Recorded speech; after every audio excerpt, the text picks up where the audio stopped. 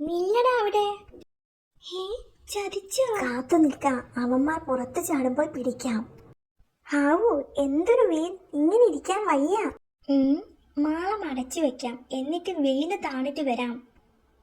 ഓ, അനങ്ങുന്നില്ല. ആനച്ചേട്ടാ, ഈ കല്ല് കൊണ്ട് മാളം ഒന്ന് അടയ്ക്കാമോ? ശരി. ഹിഹിഹി, ഇനി വൈകുന്നേരം വന്നാൽ മതി. ഗുഹയിൽ ചെന്ന് സുഖമായിട്ടുറങ്ങാം. അതാ ശേരു. മണ്ട ശേരുവിനെ കുറെ നേരം വെയില് കൊള്ളിച്ചാലോ. ഹിഹിഹി. ശേരു, ഞാൻ വരുന്നത് വരെ ആ കല്ലൊന്ന് സൂക്ഷിക്കണേ. ഹാവു, എന്തൊരു വെയില്. ഹിഹിഹി, മണ്ടച്ചൻ അവിടെ കല്ല് നോക്കി നിൽപ്പായിരിക്കും.